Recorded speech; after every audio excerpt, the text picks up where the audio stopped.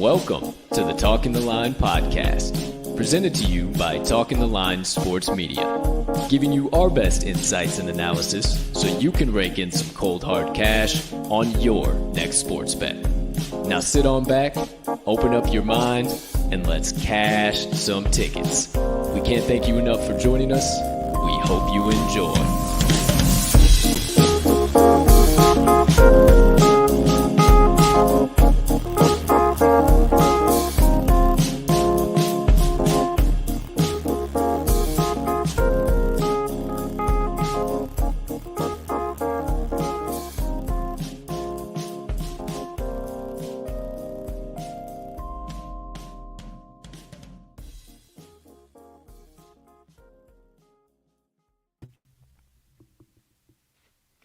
Good morning, good afternoon, good evening, ladies and gentlemen, degenerates and gamblers, far and wide.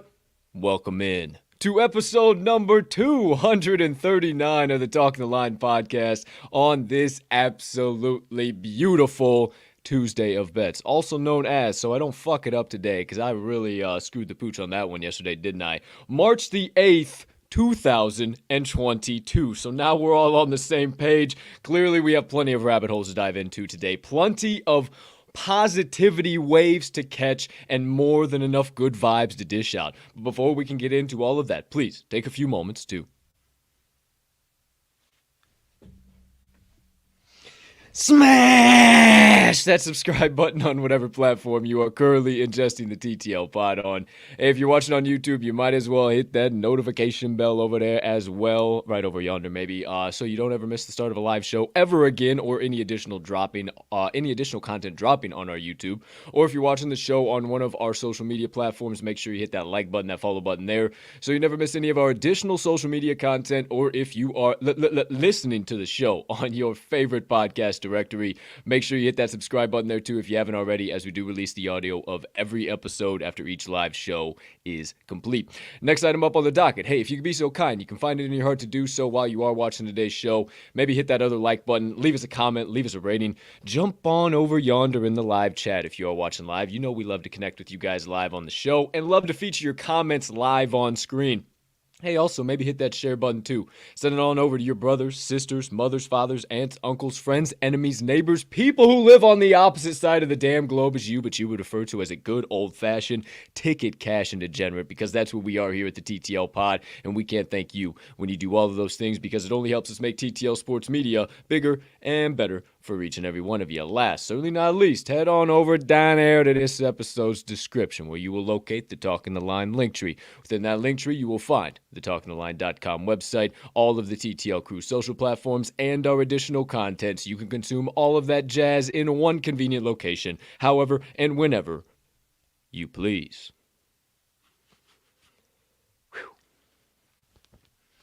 Nailed it. Ladies and gentlemen, and beautiful gambling people joining us for episode number 239. I am your honored, humbled, hyped, and always handicapping host, Colton Cap'n Colt Sroka, and I can't thank you enough for choosing to stop by, hang out with me and my partner, get some picks, get some insights, get some analysis, dive into some rabbit holes, laughs, motivation, everything in between, but most importantly, take a moment to unplug from this wild world we're all living in, whatever space you might be joining us from. It's kind of a wild time to be alive, but in my eyes, it is a spectacular time to be alive. And I know a man who would echo that exact statement and would agree with me to the umpteenth degree. So without further ado, I need some vibes myself. So help me bring him on in. Get on your feet. Put your hands together. Because, my friends, it is time to welcome in the man, the myth, the degenerate gambling legend, and you better not ever forget the TTL Crew's resident Southsider and cheesehead faithful himself, Mr. Riley RMags Magnuson. Partner, it's always what the kids want. How you doing over there today, pal? It's what the kids want, dude. The good vibes are what the kids want, and I'm feeling it, man. I am feeling good today, dude. It is a beautiful Tuesday in the Windy City, at least yes, as long as we decide it is, right? I mean, whether or not it actually is outside, I haven't a clue, if I'm being totally honest with you. But hey, dude, it's Tuesday. It's another Tuesday in the world of Packers fans where will we or will we not know our future today? I don't know. Franchise tag day as well, so could be some, at least probably one type of whether domino or at least news for lack of domino is going to fall today. So nonetheless, dude, I'm feeling solid. What about your neck of the woods over there, dude? Come on, man. It's a spectacular day to be alive. The rest is up to me and thee. I'm choosing to spread positivity. Cold as hell on my side of the Windy City, man. You see me. I have the sleeves back on. I had worn short sleeves like the last 4 episodes. It was starting to warm up, I thought. Now all of a sudden it's cold as all hell out there. So, I'm going to be relegated back to this until we get back up into the 40s and 50s and 60s. Now, it was, 65, 66 over the weekend, and then, I was in a tank top on the couch for crying out loud, relaxing, loving life, and then all of a sudden, we come back to Sunday, Monday, now Tuesday, and it's 22 degrees. But hey, that's all right. It doesn't matter what the temperature is. The vibes are hot in here. The bets are rolling in hot as well. No problem, no harm, no foul. We just keep the positive vibes going. Now, partner, we got to take a quick little trip back. Not to say it was a terrible day, but, just a little bit of a wheel spinner, for lack of a better term. We still were in the green. So, that all being said, my friends, you know us at Full Transparency Show. We'll never hide them from you. We ain't ever running in the opposite direction of them. We're always going to splash our faces right on the screen with these bad boys right next to them. So, without further ado, my friends, it is time to recap the TTL Crew's best bets of the day for for yesterday, March the 7th, 2022. Bingo, bango, zingo, zango. I'll keep the body guessing here today, partner. I'll let you have the floor first. What you got to say about your Pistons plus 7.5 and Utah Jazz plus 1? Hey, man, the Pistons get it done outright in overtime. I mean, I tweeted it out, dude. If you didn't see it, which I'm sure anyone who cares about basketball is probably watching March Madness, but an absolutely piss-drunk end to that game, dude. In the final final 2 seconds, both teams had free throws to potentially win the game. Pistons make those free throws with 1.6 on the clock with a 1-point lead, then foul on their inbound to give the Hawks a chance. They hit 1 out of 2 free throws, sends it to overtime. And the Pistons get it done outright. Pistons, man, don't be sleeping on the Pistons. I don't know if we'll have the same value or not, like I said yesterday, but that was a nice winner. And then the Jazz, man, Luka Doncic. Luka happened to us. That's the main thing that I can say. He was not losing that game last night. So back to the drawing board as far as those two teams are concerned for me. But otherwise, hey, I'm back, dude. I got 2 NBA plays today. I'm feeling them today. So, I'll take a 1-on-1 day on my side of things, if you will. Hey, no harm, no foul. Only down 0.09 units, so not even a half a unit for crying out loud. So, no problem. I got you back from yesterday, 2-0 on the day for your boy, up 1.83 units. It was so cash that. Keep the brooms out. I think I'm now. I don't know. I tweeted out. You can check it out on my Twitter. I think I'm 7-2 since Sunday. So we'll keep that moving. We'll keep that steaming down the tracks for sure. If you ask me. Monday Madness Parlay, dude. What the hell happened to the NBA legs? I was so confident in everything. What happened to the Lakers and what happened to the Kings, man? As far as the Kings, I didn't watch the Kings. The Lakers was They lost busted by by that 20. time. Didn't have any other action on that one. That one was rough. That would have busted us either way. I'm just chapped that we didn't realize, as it seemed like nobody realized, that LeBron was going to be sitting out that damn game, man. No. And they still put up a fight. The Lakers did to some degree. I was honestly had a weird confidence that maybe it wouldn't be dead. Obviously, couldn't get off of that position because I sprinkled it on as a straight play myself, dude. Before and then we were talking about I might take some LeBron triple double action. So that was pretty damn frustrating, man. But the Kings would have busted us anyways. I don't know. I think we just need to avoid the Kings altogether going forward. Oh no.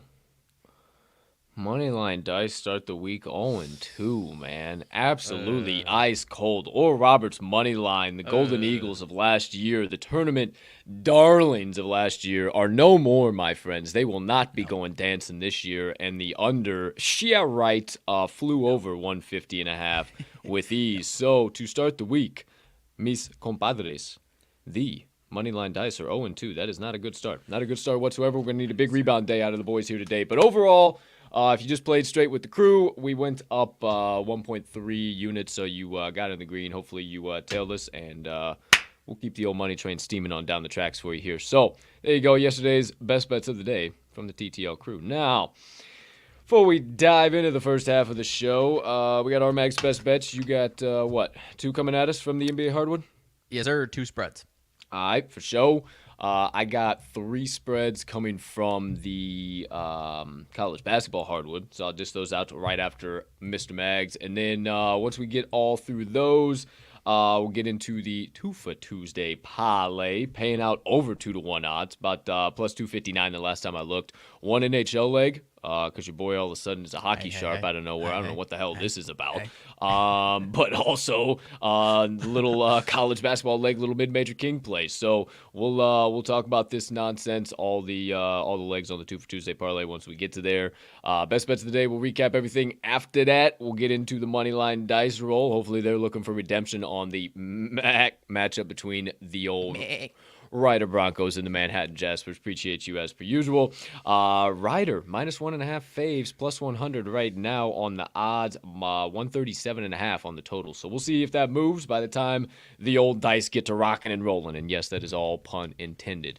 That'll usually, pretty much send this old proverbial podcast train clean off the fucking tracks. Send us into the second half of the show. Less betting, less sporting, less buttoned up, as if we are some type of buttoned up show. Not really here at all whatsoever, but we really get wild in. It's a little bit of NSFW. So if you are watching at work, which you shouldn't be, you should be productive. You shouldn't be stealing your company's time. But hey, we appreciate you. Thank you for your time. Don't know what the hell you're doing. Got a lot of other better things you could be doing, but hey, appreciate the hell out of you either way. We'll get into that. And judging by the look on your face, dude, there's gonna be some wild shit coming here today.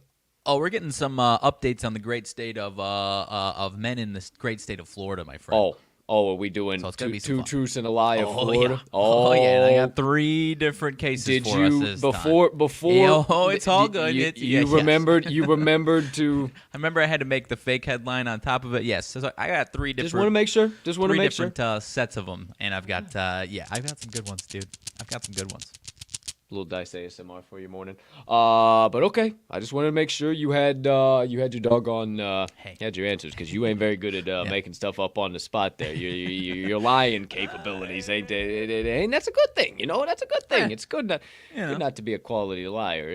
I ain't either. I used to be, but I really try and cut that shit out, because that shit'll get you into fucking trouble. So don't be lying out there, you sons of Pinocchio bitches. Don't be doing that out there. Your nose is growing this doggone long. Hey, obviously, a lot of rabbit holes we got to dive into today. It is going to be another Wendy show, so you better strap on in. But for now, we flip the screen. We rip the ticker. and we kick off the first half of today's show with the first segment. That's right, my friends, RMags, best bets of the day. You already heard it. He's got two coming at you. NBA hardwood. Lace up the Jordans, the Nikes, the Adidas, the Reeboks, whatever you prefer to wear. Make sure you have the jersey tucked in. None of that untucked bullshit around here. But before we do any of that, please lift your mugs up high. And to me, to thee, and to all you beautiful people sipping the black elixir of the gods on this gorgeous Tuesday bets, take your sip. I'll be right back. Yo! Woo! Oh, yeah. You remember, I mean, I know you played basketball when you were a kid. Do you remember how crazy pissed off just dad parents would be if you had your jersey untucked? Mad as fuck. Mad as fuck, dude. Tuck that bullshit in! Oh, mad as shit, dude. Mad as shit. And I went to a Lutheran parochial school. For middle school and shit. I played middle school ball, and dude, like it was like you broke one of the 10 commandments. Like you literally put a Bible on the floor and just started peeing on it. Like, what are you doing? What are you doing? Chapter 1. What are we doing? Chapter 1, yeah. Chapter 1. Tuck your damn jersey in. Yeah, tuck your damn jersey in. Genesis 2, 1. Yeah, 150%. Like, goodness gracious, just a freaking jersey, crying out loud. All right, partner. Let him rip. Let him have it. And as always, you have the floor. All right, dude. I'm going to kick it off in our neck of the woods as far as the old Midwest is concerned in the NBA here in the Eastern Conference Central Division. Going to the Cavs and Pacers, my man. Going to one that kind of stuck out to me as why so low in this spot here. I'm going to the Indiana Pacers +3 at home versus the Cleveland Cavaliers. Like I said, one case says why so low seems a little too good to be true for the... I'll take things I never thought Mags would have said for 1,000 this year, Alex. Hey, that's totally fair. And I think you would agree, though, that this seems a little too good to be true for the old Cleveland Cavaliers. One reason, though, is no Jared Allen and no Karis LeVert we're going to see here for the Cleveland Cavs. Rondo is questionable. That's actually kind of important, but I'll make the play assuming that he is playing. So given those two spots there, the Pacers are going to have an advantage at guard because if you haven't been paying attention to them, they've got Malcolm Brogdon back, and he's actually playing really, really well and kind of turning into the piece that they expected him to be. So they're going to have an advantage at guard. It's going to be Darius Garland and a lot of mixing around guys that have not played a ton of basketball here at this, or at least that many minutes here for the Cavs.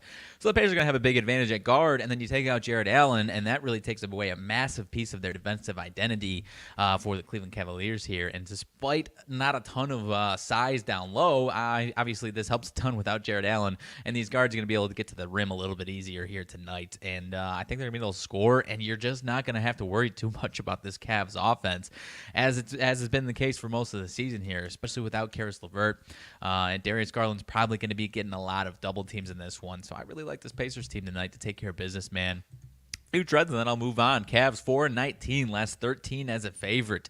They've been really overvalued here over the last month or so, man, and they're at least getting some numbers starting to hit the old scoofling territory for sure here. 2-6 against the number of the last 8, 1-4-1 last 6 as a road favorite. And partner, you're gonna like this one. 3-14-1 last 18 on the day of Tuesday, my friend.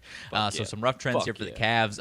One really nice, couple nice ones here for the Pacers. 10-1-1 last 12 when allowing 125 or more in their previous game, and 4-1 last 5 following a straight-up loss. So when they get their ass kicked, they've actually been a solid bounce-back team. And when they get their ass kicked in embarrassing fashion, almost, they've been a really solid bounce-back team. And that number typically reflects that as well. I just said 4-1 last 5 following a straight-up loss. 6-2 last 8 at home versus a team with a winning road record. So they've actually protected home court, at least against the number, against some good teams. 9-4-1 last 14 at home following a 7-day road trip, partner. That is a big one here that we like to alleviate as far as they just had a long road trip. Finally back at home. This is actually one of them teams that performs well when they get off that long road trip. And last but not least, 7-3 last 10 versus this Cavs team in Indianapolis. 7-3 to the number last 10 versus these Cavs here in Indy. So give me the Pacers plus the 3. I think they get this one done outright, but I'm happy to take all the points they're willing to give me. Pacers plus 3. First best bet of the day. I'm going to stay away. I don't really love either one of these two teams in this spot here today. I think you're on the right side, but it does concern me a little bit that I would have never thought that you were going to the Pacers here today. You've been beating the drum of fade the old Oh, shave my head and painted it. Go, Pacers! A lot of that was no Malcolm Brogdon. Now they got Tyrese Halliburton. I'm starting to shave like him my a little bit head more and painted here, it. Hey, you're I don't know, man. Gonna have to dig that one up tonight for me, dude. Yeah, I'll see if I can find it. I'll see. The last time I tried to clip it, you can't freaking clip it. So no, I didn't try to clip it. Never mind. I didn't try to do anything. That's not with something I would do at all. Never steal that stuff, no. But dude, whole place my mind was going. Love your play, love everything. We had some solid quotes from the pod yesterday. I got to go back. They were on yesterday's agenda. It's sitting over there. I can get it after the show, but I got to put those in the doggone chalkboard. Shout out chalkboard on my head. It's just like everything you said scoofling, everything kind of jumbled into one. I said, holy shit, I forgot. Okay, so it'll be box checked today. Okay. This is not my segment, so please take it away. No, it's all right, dude. I appreciate the staying on top of the old quote business. Come dude. on, They're dude. You had some here. They're gonna come in handy, dude. You had some fucking good ones yesterday. You had what? Unsanable? Unsanity or something like Unsanable? that. Insanity? I think Scoofling. I don't know. I like Scoofling. Scoofling's quality. Scoofling's quality. All right. Flipping the script over to the Western Conference, much like yesterday, my man. Going to a road dog in this one. I'm taking the Pelicans plus 5.5 at the old Memphis Grizzlies. This one is on TNT primetime tonight. Show. And simply put, this Pelicans team is a couple of ways to simply put it. Honestly, this Pelicans team is a tough matchup, or at least matches up well to this Grizzlies team as far as their defense and the way they've been playing defensively and the length that they have can really slow down and cause problems for Ja. Kind of like how a totally different scenario, but this kind of reminds me in a certain way the Pistons played yesterday. But obviously this Pelicans team is a lot better than that Pistons team. Grizzlies team is a lot better than that Atlanta team for sure. But the Pelicans are really turning a corner and starting to play some really, really good ball right now. And kind of like I was saying yesterday, the length and size that they have can cause some problems more so than a lot of other teams, at least for Ja Morant right now. They're 4-1 straight up in ATS since the All-Star break, man. And the only loss is an OT loss to Denver the other day. So they're actually one of the hotter teams in the NBA out of the break. Whereas the Grizzlies 3-3 straight up and ATS since the All-Star break. Wins over our struggling Bulls right now, San Antonio and Orlando. So not really any impressive wins, and losses to the Wolves, Celtics, and Houston the other day. So actually not taking care of these good teams and just fell to a really bad Houston team. So they're not playing as well as they were heading into the All-Star break. And I think it's going to matter here against a red-hot underdog team that's trying to solidify themselves in that playing spot. Now with C.J. McCollum, they're a much better team right now. 8-1 last 9 against the number on the road for the Pelicans. They've been a hot road team right now. 4-1 last 5 on Tuesday, and 7-1 last 8 meetings versus this Memphis team, and 4-1 last 5 in Memphis against the Grizzlies. 5-2 straight up last 7 meetings between these two teams. So this is another case where they've just taken care of business against the Grizzlies time and time again. And I think that's what we see tonight. I don't know that I'll be sprinkling the money line, but it really wouldn't surprise me if they got this one done. Worst case scenario, I see it being a really, really close, really good game, partner. So I'm taking the old Pelicans plus the 5.5 here today for my second and final best bet of the day. I like this one a little bit better. I like where your head's at with some of the analysis you said there, and I got this damn fuzz on my eye. Let me see. I'm a human being here over at the end of the day, and I got this. I just wiped an itch off my face, and I got fuzz. Okay, yeah, it's gone. I like where your head's at, dude. I honestly like the Pels here a lot. I like a lot of the trends that you laid down as well. So I will be back in this one if I'm going anywhere. I think this one's going to find its way into my bet slip here before the old show's over today. But before we keep that proverbial show keeping, moving, grooving, shaking, and baking, anything else you got to relay as far as your best bets of the day, good sir?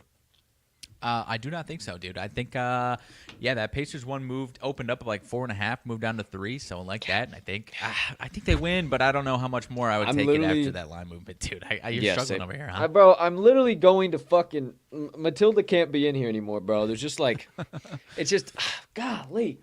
All right, I think I'm good now. What number did you say you would take it down to? I apologize.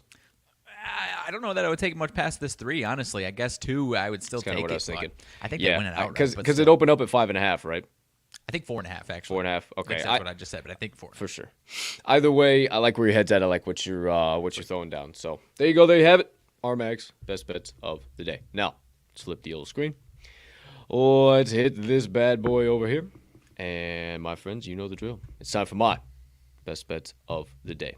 All right, I got to drop you guys over here real quick and then switch the old monitors. Okie dokie, artichokies. I got 3 coming at you today. 2 mid-major plays and 1 Power 5 play. And I'm going against my one of my number 1 rules from the entire season. But it's conference tournament time. It's a standalone game. It's Twofer Tuesday. This is what has been happening all year, and I absolutely love it. So we're going to kick things off with the ACC attacker. We're going right for the bookmakers' throats with this one, my friends. We're taking the Boston College Eagles -2 in their matchup against the Pitt Panthers today. I am not scared of laying the bucket whatsoever here, my friends. I think this is more of a case of a true line, Boston College being the -2 favorite, outside of it being a really big public play. And I really think that it's set at 2 and them being a favorite to try and draw more people into Pittsburgh being a perceived better team. But I just think enough people bet on college basketball this year to realize that Pittsburgh is not worth a damn. So I don't really care that this looks like a standalone public play. I am more than willing to lay the bucket. If you're getting a little worrisome, a little sweaty, take the money line. But I can assure you, let me tell you a little bit of things that I think you are going to be willing to lay the -2 here with the Eagles. First things first is a line movement. It opened at 1.5 across the market, and it was up and holding at 2 despite any money, any splits, anything coming out. And then all of a sudden it came out there to this public side, and I'm just not buying it. I'm hearing a lot of people say, oh, you got to bet on this key number two before it goes back down or anything like that, just in case Pitt, it might push it to 2. We don't make plays to push them out, my friends, and I will never give you a play to push them out. Nothing in the back of my mind is saying, oh, I'm going to lay this -2 to hopefully push this out just in case anything happens. No, that is not what we do here, and there is no way I think you should not lay the -2 here with the Eagles. Now, speaking of those Boston College Eagles, they're coming off of 3 straight failed covers and 3 straight losses. So I expect a lot of people to be looking at that. But they failed to cover as +1 dogs, +4 dogs, and +3 dogs. Now they're 2-point favorites here today. How you doing? Keep it moving. I don't know. Give me all of the Eagles. But, Your Honor, if you don't believe me, what about the Pitt Panthers that are 0-4 straight up and against the number in their last 4 games? You don't believe me there? How about the failed covers? As a 2-point favorite, 5-point dog, 14.5-point dog, 12.5-point dog. They couldn't cover a damn twin-size bed if you call them a king-size blanket. They can't cover shit right now if they even try. They are a mess. They ain't worth shit. And if you've been betting on college basketball in any capacity whatsoever this season, you know that to be true. I am not going to tell you this will not be a sweaty ACC matchup, but I promise you that Boston College will ultimately pull this one out.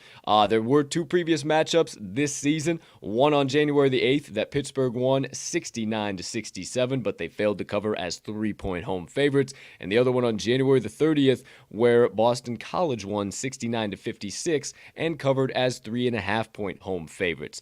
I tend to lean towards it being a little bit closer to that January 30th game than the one that was earlier in January, and I think this is more of a case of the 1st to 65 wins it, and I really think that Boston College gets to that 65 first. But you don't believe me on all that stuff, my friends, for the first time here today.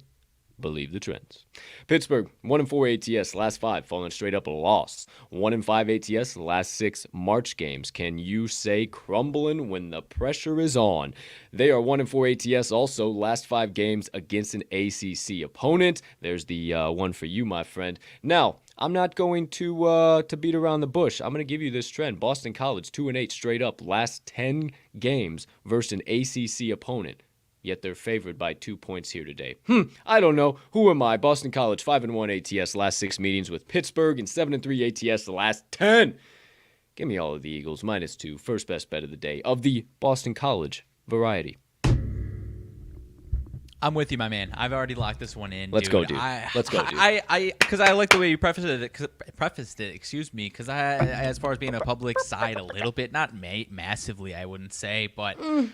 They've just been playing a lot better basketball, man. They're playing better offensively. I mean, even these losses lately, I wouldn't say they were just crazy overvalued in a lot of these spots, these last 3, and they were putting it in the hole offensively, whereas Pitt is just To use the term poverty offense is not an overstatement, man, or understatement, whatever you want to call it, man. They're bad, and I think they kicked their ass today, Boston College did. Hey, I like the confidence, my man. I appreciate the hell out of you. Next one up on tap. Second one from your boy. Going to my boys. We're calling this one the A-Sun Annihilator, because after we attack them, we're annihilating them. Every single damn bookmaker, brick and mortar facility, and sports book on the market is running in fear as I speak. So my friends, you better quickly get hammered in. The Jacksonville Dolphins plus 2.5 match up against the Bellarmine Knights. This one honestly jumped off the screen at me, my friends. The books continue to undervalue the Dolphins, and honestly, because no one knows or maybe cares to know about them, I suppose, and they have been my fucking guys. And we got Mags on board with the Dolphins. Oh, yeah. They've been cashing tickets for the both of us. I'm telling you, it's been fucking bananas. I absolutely love every minute of it. So you better believe I'm going back to the well. The Dolphins, 8-2 straight up, 7-2-1 against the number last 10 overall, 4-1 straight up, 2-2-1 against the number their last 5 overall. You might say, yeah, that 2-2-1 scares me a little bit. Don't worry, they were overvalued in a couple of spots. They're simply not here today. They are 5-0 against the number as a 2.5-point dog to 2.5-point favorite this season. That range, my friends, not to mention 2-0 ATS as a 1 to 2.5-point dog. So they've already handled business multiple times in this range and this spot specifically. They're 14-4 straight up, 13-4-1 against the number in conference play, and they are a bit more consistent in A-Sun play, but stick a pin in that. We'll be right to it here in just a second. Because Bellarmine, 13-5 straight up, 11-6-1 against the number in conference play. So just a little bit more inconsistent when it comes to that ATS number. Also, over the course of their last 5 and last 10 games, over the course of the last 10, they're 6-4 straight up, 4-5-1 against the number. Their last 5, they're 2-3 straight up, or 3-2 straight up, 2-3 against the number in their last 5. So honestly, you hear me say it all the time, but they're inconsistent at best, and that is not a college basketball team that you want to be risking your bankroll on. Check this out.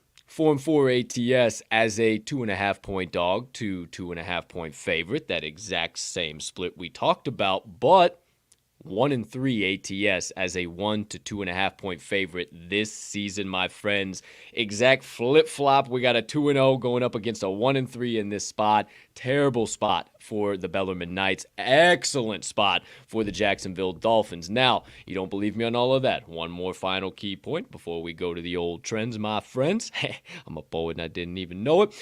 These two teams already met this season, even though they're in different divisions in the Atlantic Sun. If you look at the Atlantic Sun, there's an East and West because there are so many teams in it. But these two teams did meet this season, even though they typically don't. And Bellarmine won 76-73 in overtime and failed to cover as 6-point favorites. Now this line is right at 2.5 in the Atlantic Sun Conference Tournament. I mean, hey, whatever. You do with that information what you wish, but I ain't freaking buying it. If you don't believe me, believe the trends. Even though this one is, I got to mention this, I totally forgot this. Even though this one is a conference tournament game, this is one of the perks of the A-Sun. This isn't played at a neutral court. So this is played on Bellarmine's home court, but I actually like that a lot here in favor of the Dolphins because Jacksonville 7-2 ATS last 9 following a straight up win. 6-2 ATS last 8 following an ATS win. 4-1 ATS their last 5 road games. And Bellarmine 1-5 ATS their last 6 home games. 1-4 ATS last 5 as a home favorite. I rest my case, Your Honor. Let me save the breath I'm going to want back on my deathbed and let these fine folks go on and cash a ticket. Jacksonville Dolphins plus 2.5 second. Best bet of the day. You know I love him, dude. Yes, I'm in the boat. Yes, sir. I'm in the boat, of Yes, course. Sir. I mean, this is a situation for those who don't understand. I'm interested. I don't know what we're going to see as far as the home court advantage, as far as the crowd, man, because we talked about it. This Bellarmine team, they're ineligible for the tournament. So if they win. Stop. Yeah. Don't keep your eyes on me right now. Do not move your eyes off this fucking screen, okay? I'm about to make your day. You ready? Okay. Oh. The Packers and Aaron Rodgers have agreed to a new 4-year deal per Pat McAfee and Rap Sheet, Ian Rappaport. Aaron Rodgers stays in Green Bay for another 4 years. 4 more years, baby! Oh, 4 more fucking years! 4 more fucking years! Oh, give me those tears. Give me those tears. Super Bowl or not, I want those tears. Oh my gosh. I'm not like 4 years, I'm actually 200 mil. about this. This isn't fun.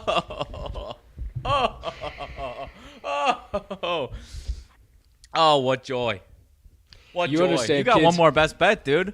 Yeah, I understand. I'll get to that shit. I just wanted, I wanted to alleviate all your anxiety and all your bullshit. Gosh, Hey, I darn wasn't it. worried, dude. Yeah, I know you were. I was worried. expecting that fucking, one that more laugh, year. That laughs. That's Oh, fucking, baby. that's fucking ridiculous. Woo. That is ridiculous. A new 4-year deal. A new 4 fucking year heart. deal. My Bro, heart. I gotta retweet that from the page real quick. What the fuck, dude? Are you kidding me right now? That is the craziest. 4. Oh, and now it's franchise tag, baby. Oh my gosh. We'll see what happens with old Devontae today, dude. All right, well, there's your freaking Go Pack Go tweet. We got one more best bet to dish out, and then we'll talk about that on the second half of the show. Son of a bitch! Polls, we need you, buddy. We need you, buddy. We're gonna need you big time. Okay. Dolphins, baby. So what I was saying as far as that, though.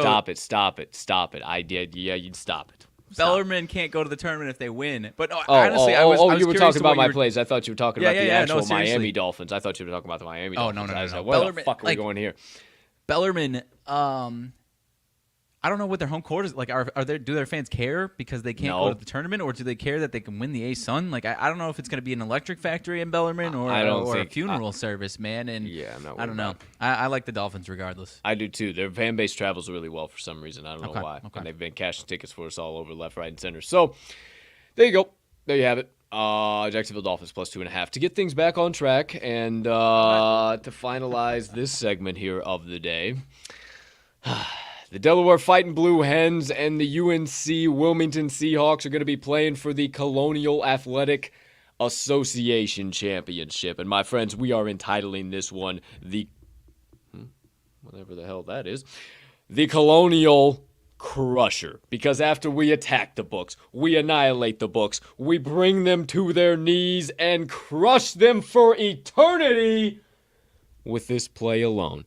Taking the Delaware Fighting Blue Hens -2, baby. I'm telling you, this is the damn spot to back the Hens. I have been backing them the entire way through the Colonial Tournament, Sunday, Monday, and now we get the time to back them here on Tuesday. The line movement is what made me absolutely fall in love with this play, or maybe lack thereof. The books are taking advantage of the public's love for UNC Wilmington, making them a quote-unquote de facto home dog. This line opened at 2, and now it's up to 2.5 in most spots, in some spots, touching 2.5 some spots, holding at a firm 2, despite UNC Wilmington getting 67% of bets and 97% of money. Don't you think if an underdog is getting that bad boy would be dropping down at some point in time? Well, it simply is not. The line is frozen, and we are finally getting the exact perfect value on the old Delaware Fighting Blue Hens. You don't believe me? Man, you should have watched them. They looked spectacular against Drexel, and then they came in against the old Towson Tigers, and they made them look stupid. What are you grinning about over there? You love this play? What I'm grinning about, dude. Yeah, I love You love this play. Love the Hens. Okay, for sure. You're cheesing over there. I thought you had something to give me. I was like, damn, you got to have something extra for me. Honestly, man, we watched. I'm pretty sure we both watched that game against the Tigers, man. It was never Towson. It was never Towson. So many people bet on Towson to run the floor, and I saw so many people on Twitter last night bitching, moaning, and complaining as to like it just simple line movement. There was no RLM. There was no RLM. If you want to see, like, I got to get on a soapbox for a minute. If you want to see it, like, you have to be up past the books and you have to be up before the books. Like, there was no RLM. I talked about it on this show yesterday that it wasn't sharp money. It was severe money, severe monetary liability. But hey, what do I know? I'm just a dumbass that can barely wipe dipshit off my forehead every morning. But I continue. The Delaware Fighting Blue Hens, 4-2 straight up, 3-3 ATS, last 6 overall. And again, we are finally getting the correct pricing on these bad boys. 12-8 straight up, 9-11 against the number in conference play, yet they find themselves as the 2-point puppy dogs. Do with that information as you wish, but let's talk about the Seahawks real quick. 17-3 straight up, 16-4 against the number in conference play, and they're the 2-point better team de facto home dogs. Whatever you want to do with that information as well, but they have been hot in their own right, but I'm telling you, the lack of line movement and the splits that I just told you about really give me confidence that this is going to be the worst scuffle that the Sea Squawks have faced all damn year. And why do I believe that? Why am I so confident in that? Because these two teams have already played each other this year twice. UNC Wilmington won both of them. The first one was on December the 29th, 2021. They won 70-68, and they covered as a 4.5-point home dog. Then they played again February the 26th, not even that long ago, 2022. 69-62, UNC Wilmington won, and they covered as 5.5-point road dogs. They were dogs in both those matchups. They creamed Delaware in both those matchups, and yet they still find themselves as the dog.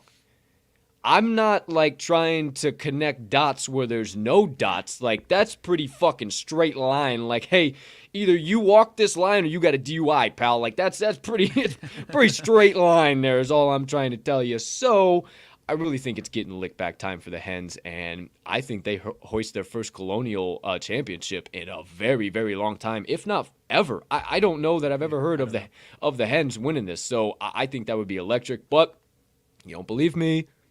Believe the trends. UNCW 2-5 against the number their last 7 Tuesday games. Delaware 10-4 ATS their last 14 games played in the month of March.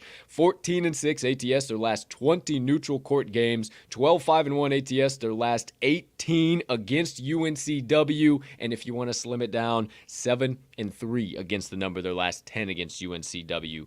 7-3 straight up against UNCW in the last 10 meetings, not ATS. So 12-5-1 ATS the last 18 versus UNCW, but 7-3 straight up the last 10. So I think these two wins this season were kind of fugazi. They were kind of nonsense. They were just kind of digits, don't even exist, blip on the radar, if you will. Don't buy into it. Don't buy into the dogs. Please, my friends, it is Super Tuesday for Wednesday. My final best bet of the day after that quick little Rogers rabbit hole. Delaware Fighting Blue Hens. -2. Dude, I'm all in on the Hens, dude. I've fallen in love with them, dude. And, I mean, they're kicking ass in this tournament right now. Their cover margin is honestly what's doing it for me right now, dude. They're kicking. I think it was Drexel first round that they smoked. So easy. I'm all about it. I'm all about it. All right. Well, we'll keep this steaming. This old proverbial podcast train right on down the track. Special play of the day. Third segment of the day. The Twofer Tuesday Parlay. My friends, 2 legs on it. Paying out at over 2-1 odds. I don't want to tell you because it might have been shifting. It might have been moving. All I know is it is over 2-1. To get that on 2 legs is uncanny. Leg number 1. Going to college basketball hardwood.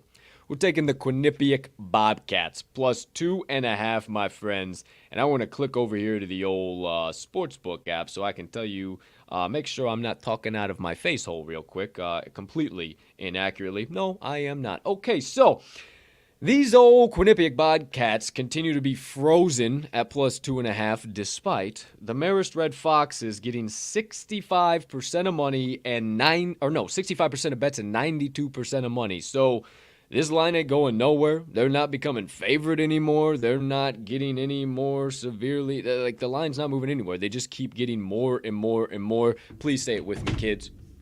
Severe monetary liability. Maybe we call this the severe monetary liability. Twofer here today. I'm not sure. I have no idea. But what I do know is that this line should be moving in favor of Marist if they are getting all this money dumped on them. I'm not crazy. I'm no Rembrandt. I'm no genius. But Mags, what else you got to say about the Quinnipiac Bobcats plus 2.5? I don't have too much to add, dude. I think this is going to be a really, really close game, and I think the old Bobcats win this one outright, dude. 100%. I did have some trends over here, but screw the old trends. The old doggone things ain't loading. So what the hell? We'll just keep talking. Second leg of the Twofer Tuesday parlay. Take off the Jordans, take off the Nikes, and lace up the skates. I don't know what the brand is over there, sorry. Sorry, don't know what the brand is over there, I can do that now. I got multiple Canadian friends. It's not racist. It's not racist. I got multiple Canadian friends now. That all being said, we're sticking inside the good old US of A for this hockey matchup, though. We're going over to where a good friend of mine, Mr. Sammy Arriaga, is located, Nashville, Tennessee, to watch the old Nashville Predators welcome in the Dallas Stars, Texas hockey. But we're not going to a side. We don't think that's where the most value is. We're going to the total, and we're taking the over 5.5, and my friends, it once again is pretty much the exact same severe monetary liability spot. The under right now is getting 60% of bets and 75% of money, yet it is not getting the juice, and the books have not moved this down to a flat 5. I simply do not buy it. I simply think people are trying to say that this is going to be a defensive matchup. These two teams have scored a lot lately. I think it's time for them to regress back down to earth. And I'm just not buying it, man. I don't know that I'm a hockey sharp, but I've been playing spots like this for the last 2 weeks, and they've been cashing. So, if I know one thing, I know line movement, and I know bets and money, so this sure feels like the same damn spot. So the over 5.5 in Dallas versus Nashville is the second leg of the Twofer Tuesday parlay. Partner, anything else you got on that? I don't have anything to add, dude. Every single time it's been it's been this type of situation, and then you watch it, and it's just the third period comes around, and it's goal. Like last night, 5-4, it ended up being. I couldn't believe my eyes. It was absolutely bananas. Defensive matchup, my ass. Yeah, I'm not buying it, and that's what everybody was saying yesterday, so I'm not buying it once again here today. So, my friends, that is the Twofer Tuesday parlay. I'm rhyming left, right, and center. I'm a poet once again and didn't even know it. Without further ado, I got to hit a quick button because I was just a little bit behind, but we'll just keep it moving right into the next segment of the day. You know the drill. The TTL Crew's Best Bets of the Day recap. My friends, it's time for you to rip out your sports books, pull out your pens, pencils, paper, or whatever mode, means, or method you utilize to take stock. The TTL Crew's Best Bets of the Day, because right now, right here, live in prime time, those aforementioned Best Bets of the Day are now live on your screen. Please, so kindly turn your attention all the way above us to the top left portion of your screen. I got shit sticking to my fingers for RMags, 2 picks of the day, both coming from the NBA hardwood. He's taking the Indiana Pacers +3. Go Pacers! And the New Orleans Pelicans, go Pels, +5.5. Please, so kindly turn your attention to the top right portion of your screen. I'll shave my head and painted it for my 3 best bets of the day, all coming from the college basketball hardwood. We're kicking things off with the standalone game today, 1 p.m. Central. Boston College Eagles -2. The Jacksonville Dolphins follow that up +2.5. And then the Delaware Fighting Blue Hens -2 to carry us through the rest of the way of the Colonial Athletic Championship. My friends, in between us, not in between us, above us, I meant to say, is the Twofer Tuesday parlay. You know the drill. 2 legs on that bad boy. The first one is a college basketball leg. We're taking the Quinnipiac Bobcats +2.5, and the second one is an NHL leg. We're taking the Dallas Stars, #Texas Hockey, against the Nashville Predators, #GoPreds. We just won a bunch of goals. We're taking the over 5.5, over 2-1 odds payout. Line's moving a little bit, don't know where it's going to be at, but I tell you, my friends, there are 5 straight plays and 1 special play on my screen that I see going straight to the pay window and bankrupting every damn book on this marketplace. But before they can, we need you to lock them in, hammer them home, sprinkle a little bit of dough down, whatever you need to say. Just make sure you get today's TTL Crew Best Bets of the Day that are clearly primed for ticket cashing into whatever the current best line is on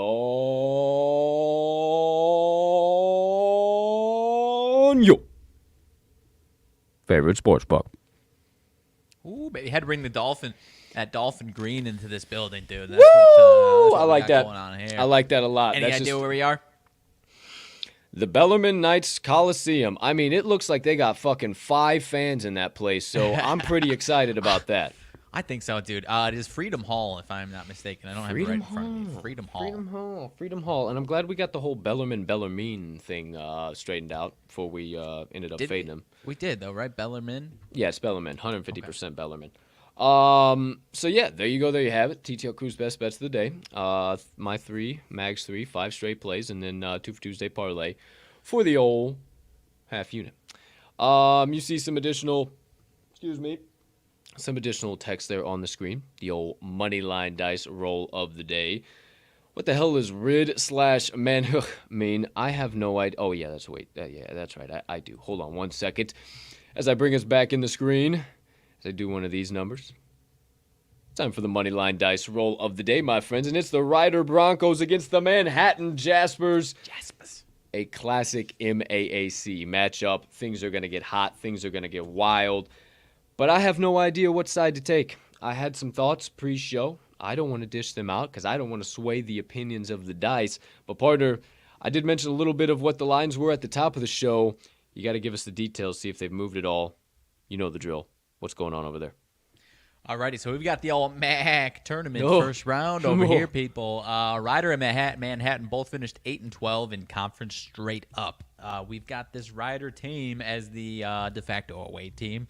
They're actually the favorite in this one, -1.5 over here on FanDuel at +100 odds.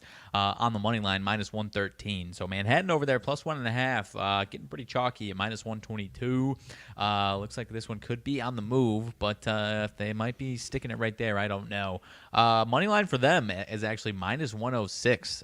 So interesting swing there. +1.5 at -122. Money line only at -106. And the old total over there, over under 137.5. Again, this is the first round of the old MAAC tournament. All right, my friend. So 137.5 is stuck, and then are they still getting the +100 on that -1.5? Yes, sir. That's what. Yeah, -1.5 is at +100. Was that what you were seeing earlier today? Still? Yeah, dude. Interesting. Yeah, very bizarre. Well, the thing is though, last night it was +1. It flipped to -1 this morning. So yeah, bets and money splits. Manhattan 60% of bets, but Ryder getting 57% of money. Excuse me. Okay, something to think about. All right, well there you go. There you have it. All of the details behind today's Moneyline Dice roll of the day. So roll number 1. Are we going to the de facto home team in this MAC matchup for the start of the tournament? The Manhattan Jaspers or the away team, Rider Broncos? I don't know. Neither does Mags, but we all find out. I ensure you in 3, in 2, in 1. Away team! Away team, Ryder. They don't seem like Broncos. I don't know why. They don't ring in my head as being a Bronco. What would you like the name of something? The name of the university is something that you do to a fucking horse. What would you like the name of their mascot to be?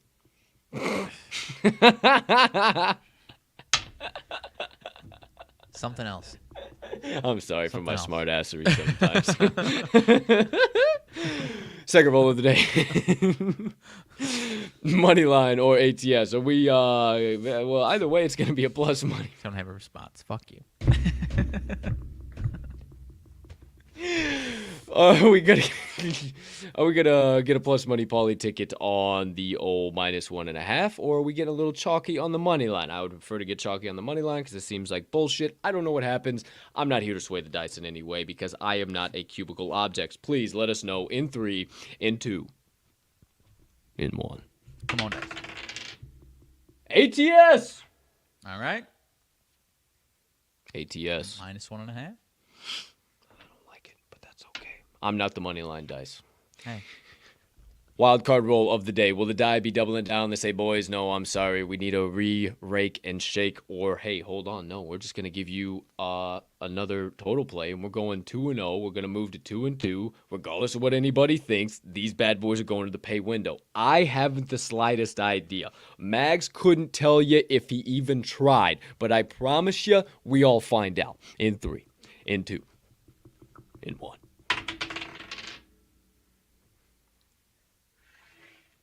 Home money line. Ah, bastards. So that is a re-rake and re-shake.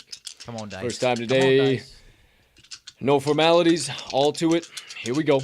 3, 2, 1. Away ATS. Home ATS. Okay. Bastards. Come on, Dice. Got shit to Re-rake do. and reshake number 2. We got shit to do and shoot. Away Moneyline under. All right. Rider Moneyline on the under, huh? Okay. Away Moneyline and the under. Hey, that's 2-0, dude. That's 2-0 for the old Dice. Come on.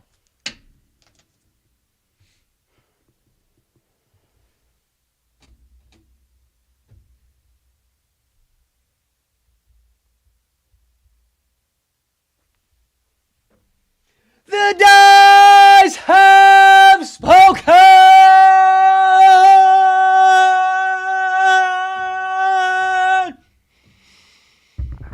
If you want a guaranteed take 2 tickets to the window here tonight. No questions, no qualms, no queries, none of the bullshit. Not for any living, breathing, heart-beating human being that resides on this planet, but per the cubicle, inanimate, all-knowing, ever-powerful objects that be known as the Moneyline Dice. Hammer in right now. The Rider Broncos on the money line and the under. 137.5 in their matchup with the Manhattan Jaspers tonight. Thank you, Dice. Thank you, Dice. Thank you, Dice. Okay, I low key fucks with the money line. Like I wasn't that big of a fan. Like with the whole willy nilly -1.5 plus 100 odds. I'm not a big fan of that. Whatever's going on there, I don't like. But Rider money line, I can do that. I can do that. I hear you. Those, I can I do hate that. when they do that type of shit sometimes. And it's And the side that I like. 137.5 has been a pretty solid under spot for these MAC games. Sure. I will tell you Sure. myself. So, one more time, Rider Broncos money line under 137.5. Okie dokie artichokes. There you go. There you have it, partner pal. Anything else you got in regards of the Moneyline Dice roll of the day, the first half of the show? Anything else before we just let this proverbial podcast train fall right off the tracks? Mainly because I need a fucking sip. Okay, yeah, go ahead and do that. But I think I'm ready for some sweet, sweet nonsense that is absolutely coming our way here in a second. Okay. Well, he ain't got nothing else, kids. So it's time to get wild. Time to get weird. For about the next 30 minutes or so. Partner, what's been burning on the brain, melting on the heart, festering on the soul that you have been dying to get out to the kind folks that joined us on episode number 239 of the Talking the Line podcast on this absolutely beautiful March the 9th, 2022. All right, dude. If you were here at the start of the show, you heard it. But if not, Them Florida sons of guns, I tell you. We're updating the world on what's going on in the beautiful state of Florida and their fine gentlemen that seem to find themselves into some constant nonsense on a daily basis. So, 2 truths and a lie, essentially. 2 of these headlines, these are all headlines. 2 of them are true headlines, and one of them is one that I made up. So I've got 3 different sets of 3 here. So again, 2 of these headlines are real. One of them is something I made up. You've got to pick out the one that is 100% false that I 100% made up in my head, okay? Yes, sir. Are you ready? Are you ready for this? 100%. Okay. All right, let's see. Where should we start here? All right. Florida man drives through Manatee County golf course, hides in pond to avoid traffic stop. So again, a Florida man drives through Manatee County golf course, hides in pond to avoid traffic stop. So he, was out trying to flee. He's hiding in the pond there in the golf course. Florida man arrested for robbing beer truck and then selling said beer on the street afterwards, after he robbed said truck there. And Florida man known as the Monkey Whisperer pleads guilty to federal charges for trafficking protected primates. So there's 3. Guy in golf course trying to flee the cops, hiding in pond on the golf course. You've got the guy robbing beer truck. I got it, dude. I'm going to pull some psychology on you just because I think it was at the top of the mind when you were coming up with the first answer here. And it's the gentleman who robbed the beer truck and then went around and sold said beer on the streets for money, because totally have seen people get arrested for the orangutan shit. That's totally a Florida thing. And riding around on the old Manatee golf course, hiding in the old pond, yeah, that sounds like some Florida shit. So give me the fucking stealing the beer truck and selling it on the streets. Let's go! Want to know, dude. Yeah, Manatee County. I don't know where the hell that is. That would pretty tough for me to make up that. I would have been. Yeah, that would have been good on you, dude. Manatee County, that'd have been good on you for sure. Yeah, didn't pull that one out. So yeah, you've got it. The old rob of the beer truck is fake. So you've got a guy known as the Monkey Whisperer getting federal charges for trafficking monkeys. That's no good. And then that's never what you're looking for. No. Little Grand Theft Auto style cruise through the old Manatee County golf course. You know what I'm saying? That's always fun. Shot feels. I've done that a few times on GTA 5, 4, 3, 2, and 1. Yeah, every one of them. When's 6 coming out? 2023, right? They just made that announcement. On the show? They did make that announcement. I don't remember exactly what the deal is there, but yeah, need that back. Rockstar Games, fuck yeah. Shout out. Carry on. Alrighty, let's get it moving here. Florida man. So headline number 1: Florida man arrested at Tallahassee buffet for throwing mashed potatoes at the staff. So a lot of nonsense here at the old buffets there in all of Florida. But this man throwing mashed potatoes at the staff. A naked Florida man, caught on camera defecating on a neighbor's porch. Deputies say. So the old Ring camera caught the old fine gentleman, no clothes. Just dropping one on the porch there. He called the shit poop. He called the shit poop, probably. So you got so far you got a dude throwing mashed potatoes at a Tallahassee buffet, naked man pooping on doorsteps, and finally, boys better not be pooping in the urinals. Florida man accused of impersonating an officer and trying to steal a generator. So a Florida man accused of impersonating an officer and trying to steal a generator while doing so. One more run through just for me, just so I make sure I'm all straight. So you got the Florida man arrested at Tallahassee buffet for throwing mashed potatoes at staff. Naked Florida man caught on camera defecated on a neighbor's porch. And Florida man accused of impersonating an officer. Florida man accused of impersonating an officer to steal a generator. Yeah, the generator for sure, because like you're not going to like, come on, that's too easy for you. You're going to make something up more funny than that. I tend to think that it's not pooping on people's porches because, everybody's got a ring and people are fucking sick, twisted assholes, all pun intended there, and what they do and some of the shit they get revenge with. So I could see that for sure. So I'm going to go, because we've already talked about the Golden Corral and shit's hit the fan down there in Florida before. Florida man gets arrested for tossing taters at the staff at who knows what buffet. That's your lie? That's the final buffet? Answer. Yep, that's the lie. Right. That's 2-0. Let's go! Solid, dude. Come on! Come on! I was trying to throw, I was like, I can't just say local buffet. I got to throw, I was like, Tallahassee buffet, huh? Yeah, I mean, it threw me off the hunt at first. Okay. But I'm a fucking hound dog. I'm a hound dog. One too many buffet nonsenses? Is that kind of the rationale there? As far as yeah, that was kind of the psychology behind it. Okay. I'd say so. Okay. Now I've saved my personal favorite. Dog, I've saved my personal favorite for last year, dude. I promise. All right, ready? Personal favorite here. Rocking and rolling. Personal favorite, trio of favorites here. Okay, so number 1, Florida man in porta potty. Not so funny, but Florida man in porta potty crushed to death by bulldozer. So dude at a landfill, just chilling in the porta potty, crushed by bulldozer. Number 2, Florida man impersonates Urban Meyer, arrested for sexual harassment at a local bar. So just a little. I laughed a couple weeks ago. It was the old Mick Jagger impersonator. Now we got an Urban Meyer impersonator. Yes. Yeah. Sure. And number 3, Florida man blames Putin in attempt to avoid a speeding ticket. So you've got guys blaming Putin for speeding tickets. You've got a man impersonating Urban Meyer, and you got a guy getting crushed by a porta potty, or in a porta potty by a bulldozer while, doing his business. So I've been on plenty of construction sites, and I could totally see somebody taking a shit and some dumbass on a backhoe and crushing his ass to pieces. I also wouldn't be that dark, just to Yeah, you're not that fucking dark. So yeah, that's a son of a bitch. T's and P's to that guy.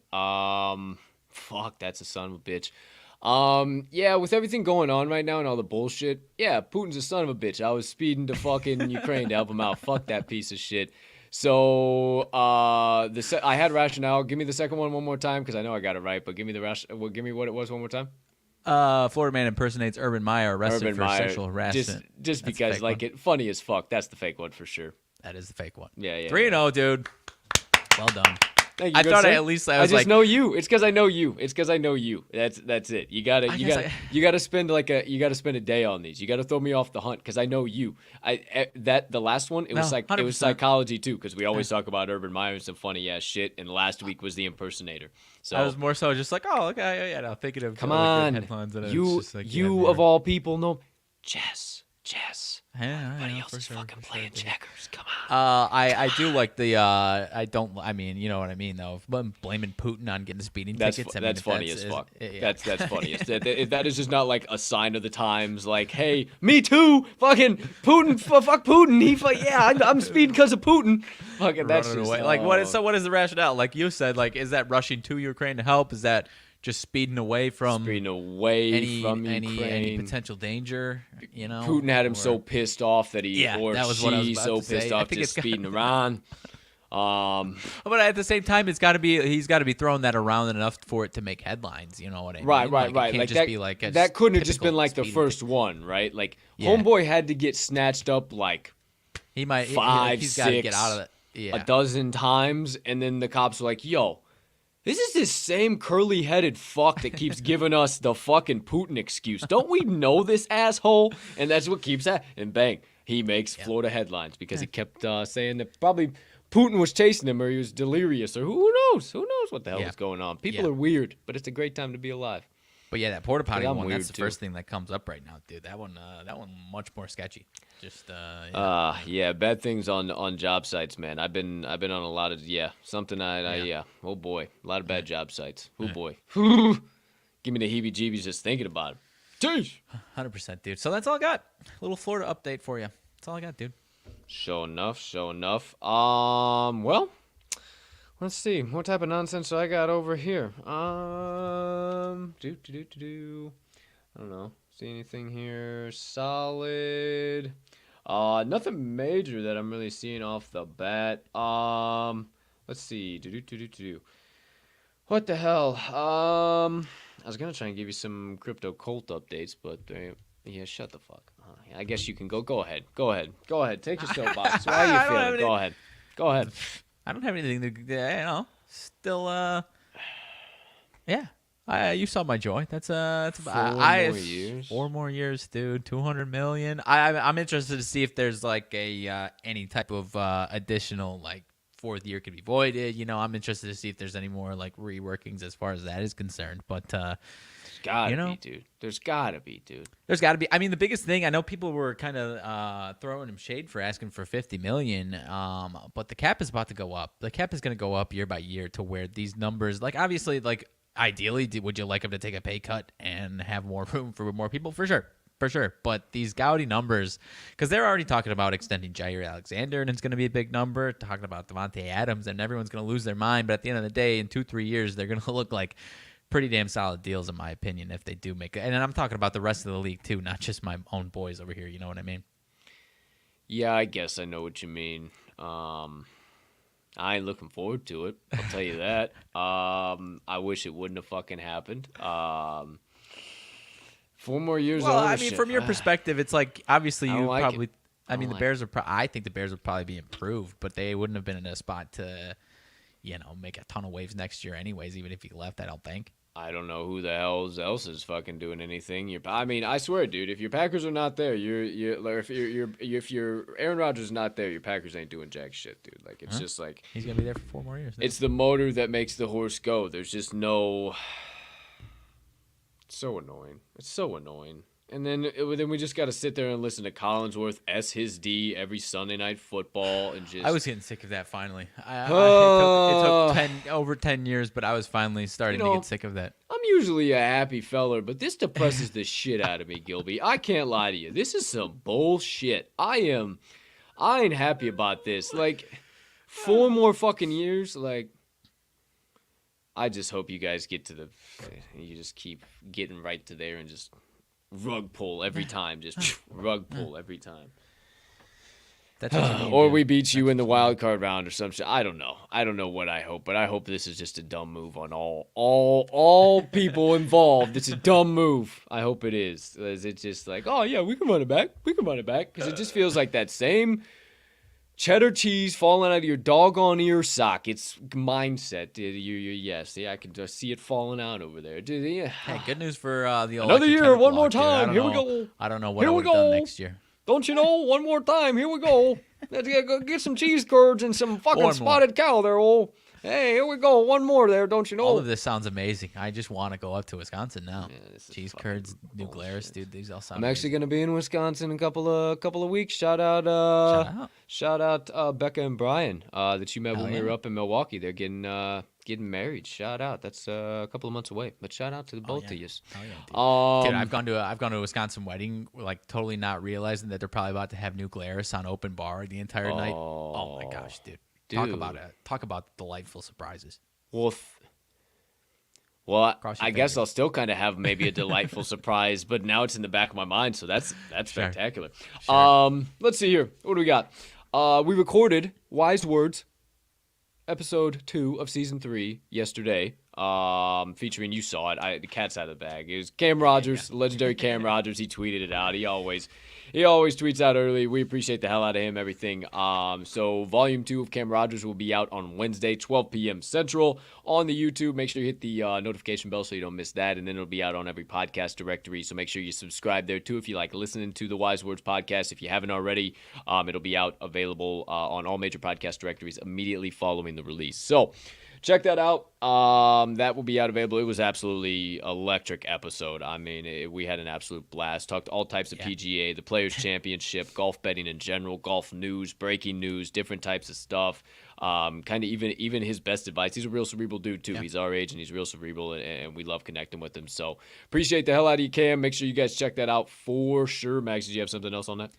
Oh, I was going to say, if you have any plans in any capacity to bet on the Players' Championship, it is honestly must-listen type stuff beyond, specific players as far as what to expect from weather this weekend, man. It was fantastic stuff. Yeah, it was a fantastic episode. Fantastic episode. I rewatched it last night, re-editing some stuff, and boy, oh boy, yeah, it was great stuff. So there you go. There you have that. So that'll drop on Wednesday. No Cup of Joe on campus this week. As far as we're knowing, we're still pretty much fit. We're still like 75-25. We're not doing it, but it's still like a hard 75. Not kind of just a where you put your one foot in, you put your one foot out.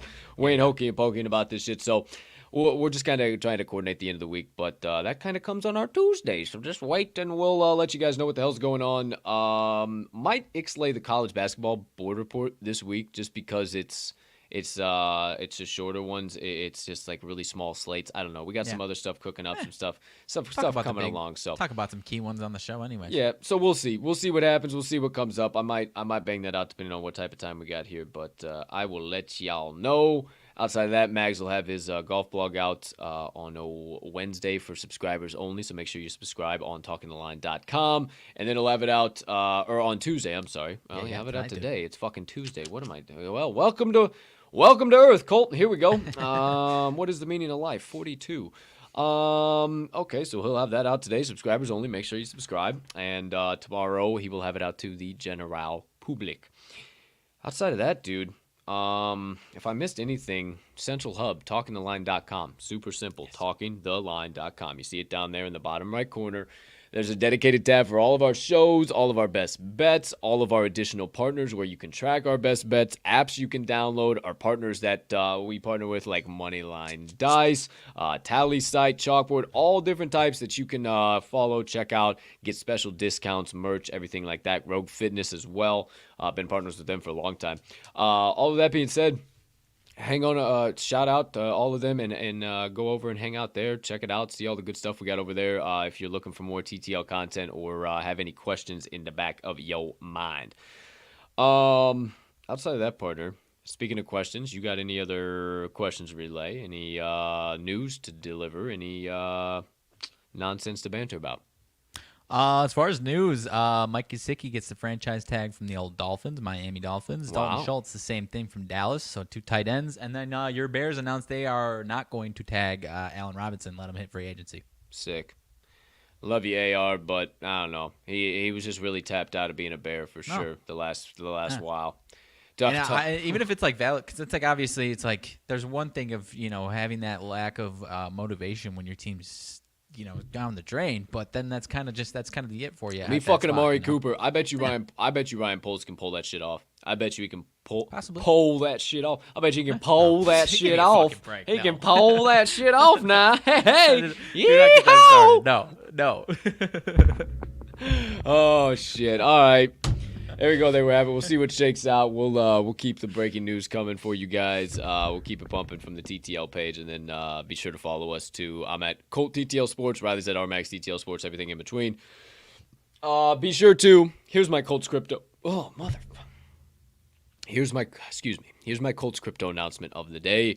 Shout out to my OG squad. Obviously involved in a lot of projects. Today's Tiger Tuesday, so you will probably see me in a typical Tigers space. Love those guys. Love a lot of all the projects that I'm involved in. The C-Bums, you might see me a little bit more involved with some C-Bums here coming up soon. Who knows? I don't know. Who's to say? But shout out my brew crew. I want to shout out the Ether Brews. You can follow them at Ether ETH_R brews. You can find them there. Just type in Ether Brews, ETHR brews, BREWS. We have a big ass mint party this upcoming Saturday, 3 p.m. Eastern. That is 12 p.m. Pacific, I know, I'm just a jackass. So make sure you tune into that. Last night we had a Spaces where just about every major name in the NFT community popped out at about 11 o'clock. I mean, there was a lot that were left out for sure, but they came out in droves, and we got all types of people showing up to this. I mean, the biggest of the biggest are going to be there, the whales, the names, everybody that you want to know about in this space. If you want to get involved in the NFT space, this is where you want to be, because the cool part about the Ether Brews is not only is it a great quality project, not only is Duncan a great quality leader, great quality artist, all the devs there too as well. It's also an incubator and also allows you to connect with other people and really help other projects grow and learn from other people and become bigger, better, faster, stronger all at the same time in the space. So we're going to be live on there until we mint out. We've minted 2,222 in phase one. The second 2,222, so 4,444 if you knew your basic maths, are what we are doing this big-ass mint party for. The big-ass mint party! This Saturday is what we're doing it for. I'm just going to be a hype man. We're going to be having a blast. So if you guys want to learn about the NFT community, it won't just be Ether Brews. There'll be a lot of people there. There'll be flies there. There'll be zebras there. There'll be friggin' tigers there. There'll be all types of shit. Oh my. I mean, there'll be all types of doggone cool projects there. Pirates will be there. I mean, there'll be so many cool people stopping by. Grandpa Apes will be there. Yeah, everybody I can think of. It'll just be so many damn cool people. So make sure you stop by. Even if you don't hold an NFT, you're welcome. Even if you're not thinking about minting one or sweeping one off the floor, you're welcome. Even if you just want to learn about the space, stop by. It is a time to learn. It is a time. Right now, things are really cheap too, because it's a bear market. Everybody's selling. Nobody wants to buy. Everything sucks. Life is on fire in the NFT space, and I just don't buy it. I'm a diamond hand investor in everything I do. I was in the real world, and I am in Web3 too. I don't give a damn. I'm holding on to my pretty little JPEGs as long as my hands will let me. And these diamond hands get me tickets straight to the moon. They ain't going nowhere, pal. They got the diamond hands mentality. Everything I do is diamond hands. So that's my 2 cents today. Just make sure you guys stop by, because I think it's going to be absolutely electric. We had nothing but live music. Mag stopped in last night. He's starting to become a big fan of the NFT space. He was listening to live music last night. Shout out my man Sammy Arriaga.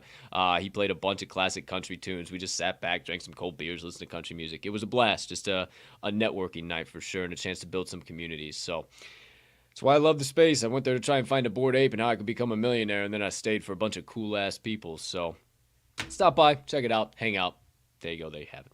There you go. Mags, anything else you got, my friend? No, sir. I would be attending myself, but I've got some wedding duties, best man wedding duties to attend to. So, hey. Kind of a little mandatory thing there, pal. So it's all good, no harm, no foul.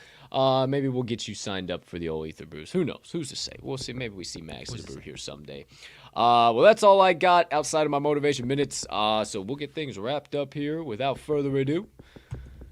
My motivation minutes of the day. All right, now, kind of went down this track because we talked about it with our guest of the day for tomorrow's show on Wise Words, Cam Rogers.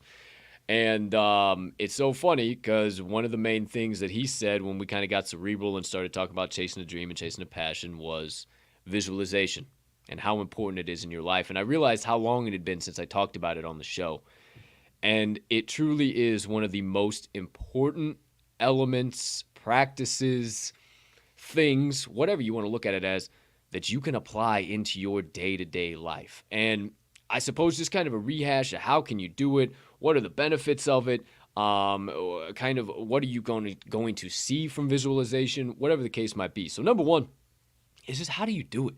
Like how the hell can you visualize? And my friends, it is so simple that you literally do the practice of visualization every single day without even knowing it. You just don't have control over it. Every time you're daydreaming and your mind's spinning and wandering, going, like, you just don't have control of your brain. And if you utilize your brain, like I keep telling you, like it's just a muscle, just like you flex an old bicep, that's all this thing is. It's just a muscle that you can utilize yourself. You are what's in here, this soul, this spirit, this being, not this thing spinning around, and you can control this and utilize this to your advantage. And the moment that you do is the moment that a lot of doors start to unlock. And if you utilize it in the correct way when visualizing, I don't want to say daydreaming because that's the wrong way. That's not what you want to do with this. What you want to do, and it doesn't have to be in a quiet spot. It can be. A lot of people like to do it like that. Some people, sometimes, for instance, for me, if I'm visualizing a specific thing, there's a very, very high level thing I like to typically do. And sometimes it requires me going out on a balcony and literally visualizing myself on a beach, hearing the ocean waves, feeling the sun. And sometimes that's when it's 27 degrees outside.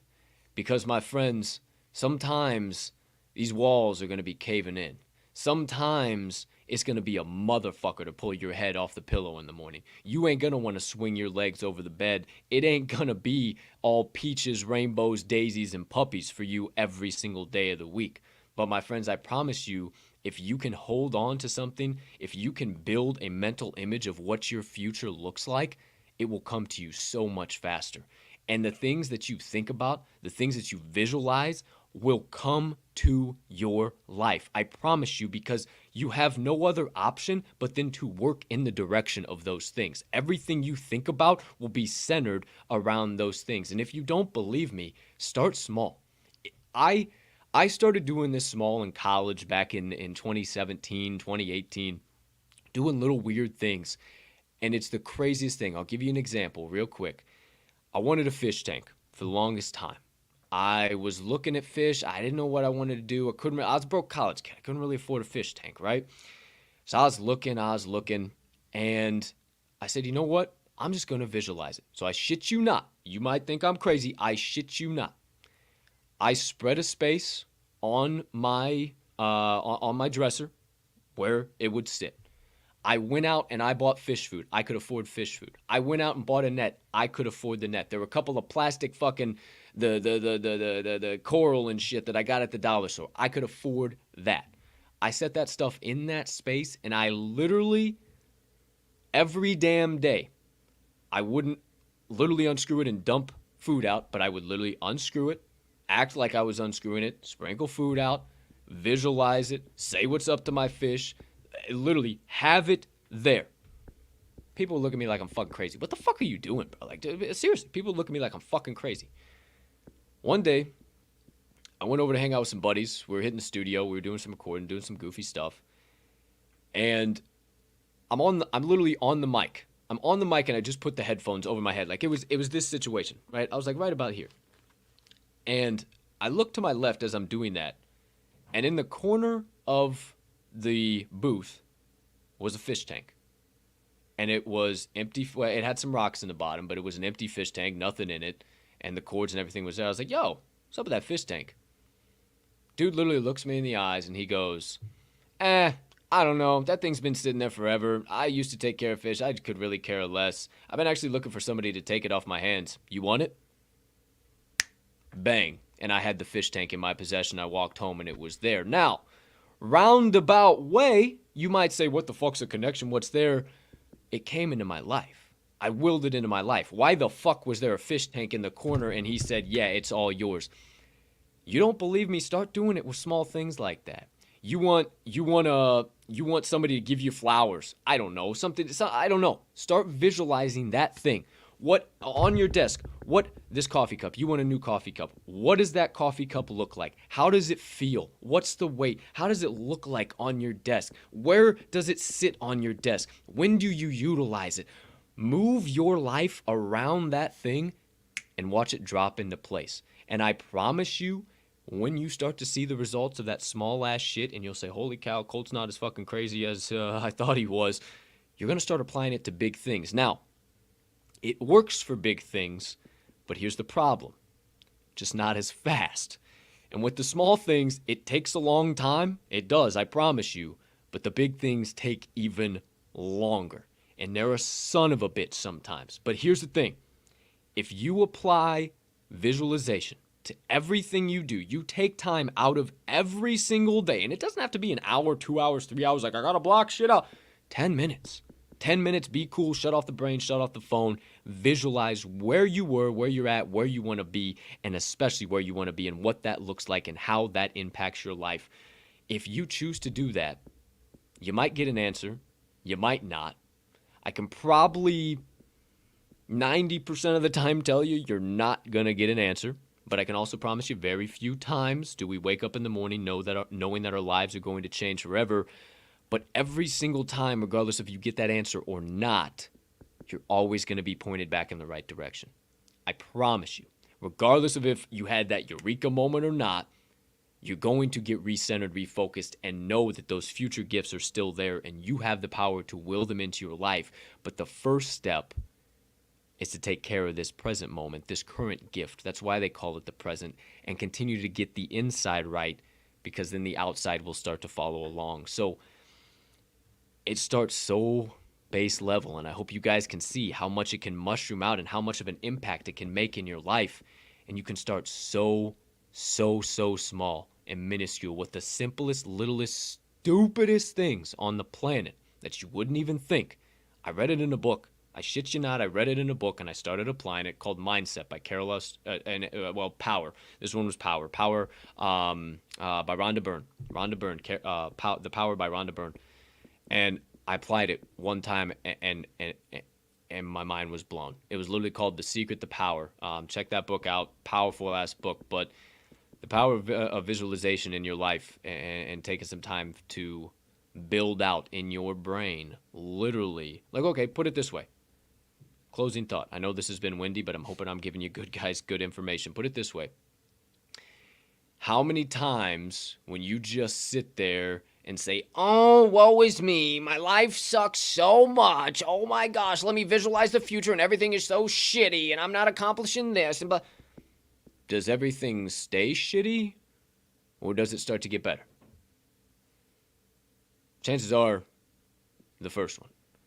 And chances are, I don't know, I'm no genius, I'm no shaman, I'm no Schwarmy, I don't know shit about fuck at the end of the day, my friends. But what I do know, that just maybe, if you started applying that positivity, visualizing the good energy, the good waves, all that greatness that is destined for you coming to you at full fucking speed. If that's what it takes, visualize your gifts coming at you at full fucking speed. Don't you think it's going to turn everything around and it's going to make your gray skies blue again? I don't know. Maybe I'm crazy. Maybe I don't know shit about shit at the end of the day. Maybe I really ain't no genius. I don't know. But maybe you should just try visualizing a few things. Maybe start small. Maybe see where you can take the power of your mind. Because it truly is the secret. And you hold the power right in between your ears. So there you go, my friends. I hope you got some good information. I know that's a little more windy than usual. A couple of rabbit holes there for you. But that does it for my motivation minutes of the day. I love it, my man. Solid ass breakdown of it. I mean, as far as the big things, I mean, it really just kind of keeps you focused on whatever. I mean, you can have the goal in your head, but yeah, when you actually visualize it, how do you just, after you visualize it, then you're just, all right, here we go, kicking my feet up for the rest of the day. Like, no, like you're actually going to be like, you got to go after actionable stuff, right? Right. Yeah, exactly. So, okay, I got another quick one, just a story of visualization before we pop out of here. Bigger scale, not just the fish tank, right? Mm-hmm. I was in between corporate jobs. And I was trying to will the job into my life. I didn't know what it was. I had no idea. So I was visualizing my office, what my office was going to look like, because I knew at this point in time, like, I had enough credentials. I was going to be a sales executive. Like, I was going to have a territory. I was going to have that. So I knew I'd have an office. So I was just visualizing my office. It was a corner office. I would see in the left. I can still see it. There's a little pond out to the left window. It's some bay windows, a nice little L desk. The door was right over here. Right on the other side was the break room, so I could just go right in and out. I mean, I visualized the whole fucking thing. I started working for this new company. It was remote for a while. I get a call, hey, come in and grab some keys. Check out the place whenever you can pop in and out of here. It's just got some supplies, yada, yada, yada. I roll over there, and all of a sudden, I walk in, and it's literally the visualization that I've had for the last year, for the last 6 months, however long I've been chasing to getting this job. And I mean, it is literally the desk, the office. I turn to my left. There is a fucking pond out of the bay window. Like, it is everything I'd been visualizing the whole time. So that is the power of it. And then literally, like, I visualized this, like, everything, like, Mags started to visualize this, like, where we are now. Like, I started visualizing this, like, I saw us two doofy-ass motherfuckers sitting here talking to each other. I was visualizing this back in October, November of 2020, man. Like this, I saw this. Like, I saw this. This isn't just like, oh, fuck it, throw it at the wall and hope shit sticks. Like, I mean, this is all premeditated, focused, visualized data. Like, this didn't just come out of nowhere. So I don't know. It's a powerful tool. It's something that I think everybody should use, and I hope that you ain't just shaking it out of your brain as soon as it goes in there, my friends. But there you go, officially, my motivation minutes of the day. Hey, even though it was a little windier motivation minutes, we didn't have a very windy sidebar and breaking news and everything. So right at 11:30, Papa Bear, we're good to go there now, huh? No sweats. Speaking of, any excuse me again. Any late breaking news over on your side of the screen? Anything in general, sports gambling, maybe not, world of nonsense and beyond. No, I guess we don't need to spend time on it. It happened after our show, but which of course that's the way it happens. But the old Calvin Ridley news happened after our show, which yeah, dude, he was just playing one of our Monday Madness parlays. Yeah, it's okay. That's what it seemed like, dude. He was just playing a Monday Madness parlay, an 8-legger. Hey, God bless him. He was betting on the Falcons to win. God bless him. I mean, if he's got the Coyones, I think, and the Jags, which smart business decision for sure. Yeah, I mean, if he's got the Yones to back the Falcons when they were an average about a plus 200 puppy dog this year, I mean, it's like, come on, man, let the I kid personally, be. we won't spend too much time on it. I wouldn't be surprised if his suspension gets cut down to like half a season or something like that. And I maybe there needs to be more investigation. I don't know. But, okay, here's the problem. Hopefully, just sets an example. You know. Here's the problem. Number one, oh yeah, I won't stay on the soapbox too long. But number one, $1,500 the man gambled. Pretty sure he's like got a because they got his information. They can say $15 whether million that's bullshit or contract. not, right? Yeah, like I'm pretty sure he's got like a $15 million contract. Like it's not like that's hurting anything he's doing whatsoever. And here's the real problem. So NFL, this is to you. Your fucking partnerships with DraftKings and FanDuel and fucking Caesars, every other commercial being in your back pockets. We all can see it, and now building sportsbook inside of stadiums. I don't know what you expect to happen, man. Like I don't know, man. Like what this is the future. So obviously, if you want to be big boys and load your pockets with all of this money and you want your players to sit there and just watch all of that and expect them not to take any advantage of that, just coming from a regular ass dude, a human being who sees opportunities and likes to play chess while everybody plays checkers, kind of bullshit. But hey, we'll see. Hopefully it does get moved down to 6 months, 3 months. He doesn't get impounded at all, for lack of a better term, I think, with the way everything's going. But you know how it's going to be, Mags, especially with what we do. It's going to be, oh my gosh, there's sports gambling, the fucking taboo. So look, he's got such a gambling problem. Blah, blah, blah, blah, blah. Like, it sets the industry back, and it's just like, God.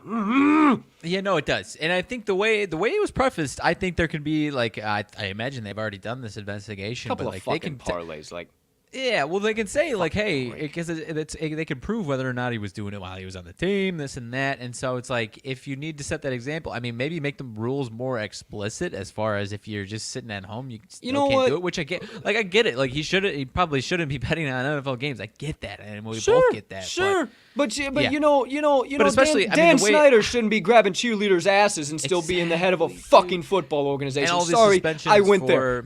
No. Sorry, I went there. Like it's just stupid. It's stupid. It's like it's black and white. And you know what? Maybe what I just said there. I don't know. We're not going down that rabbit hole too. But honestly, it's bananas. It's bananas. It's fine. It's just like. What is not what, and it's so annoying. Like it's just, can we play ball?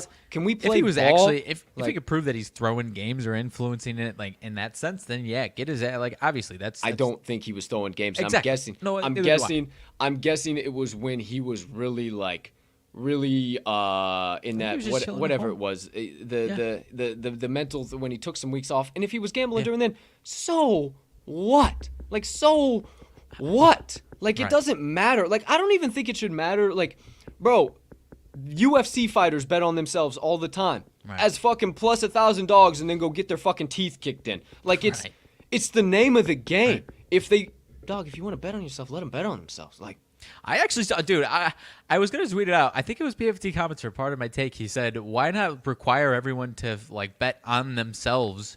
And that way, and it's like never gonna happen in a million fucking years. You only gotta bet on your props. only your props. Are you either all the overs on your props, or maybe not the props, but at least like bet on your spreads. So then like you ensure like all of you guys are gonna be like hell bent on taking care of that. You know what I mean? Which no, that's never gonna happen. But either way, dude, yeah. I don't know, man. I don't know, man. And it's just so funny how like not to go back to it too much, but. How all the ownership shit got just so swept under the rug so fast, and one little fucking bullshit. It is literally the talk of the fucking town, and like it's ridiculous. It's ridiculous. It really is, especially coming from like what we do every single day, and just like see where the sports gambling industry is. Like, maybe he should have stayed off of Twitter immediately within the first... I like it. Okay. I mean, if he's got shows moxie, shows moxie. If he's got nothing to hide, then maybe. What's moxie? Yo, Chattanooga Mox hitting a buzzer beater to win last night. That's moxie. Hey, that's moxie. All right, you know what that movie is? That's moxie. I don't. Lost in Yonkers. Hell of a flick. You never seen Lost in Yonkers? It's an old flick. I wouldn't say it's early 90s. Yeah, it's an old flick. Kind of a fuzzy picture. But it's a good one. It's a good one. Kid, I like you. You got moxie. What's moxie? That's moxie. I love it. But yeah, that gritty ass win, Chattanooga against Furman, baby girl. Goodness gracious, all my days. Why, you say mid-major hoops are boring, kids. Please. What the? Please stop it. 64-63, absolute barn burner. 127 points in 40 minutes. Do you understand how much of a fucking stink fest that has to be for that to happen? 45 minutes. We had overtime too, and they only got to 127. I absolutely love it, man. Plenty of big games up on tap still here yet today. So lock in. Make sure you get all of our best bets hammered in. Mags, one more final time before I get us on out of here. Anything else you got, my dude? No, sir. Absolutely nothing. Okie dokie. Ladies and gentlemen, degenerates and gamblers, 4 and 1. With myself and Mags. We hope you have a terrific rest of your Tuesday filled with nothing but cashing. We can't thank you enough from the bottom of our hearts for all of your views, your likes, your shares, your subscriptions, your retweets, your comments, everything you virtually do and physically do for us. Thank you so much. Most of all, choosing to spend some time with us and consume our content and spending your hard-earned time and energy with the crew. For that, we are forever grateful, and it allows us to keep showing up here every single day and coming up with bigger, better, and faster ideas to make this old TTL rocket ship go straight to the damn moon. Thank you. Seriously, from the bottom of our hearts, we appreciate it so much. But for now, make sure you get all of today's best bets hammered in, because that's what we do come around here mainly for. We like to talk some shit, get into some nonsense, but it's all about that good old-fashioned ticket cashing at the end of the day. And without further ado, We hope you have a spectacular rest of your Tuesday, unless you have any other plans. And as per usual, my friends, let's cash some tickets.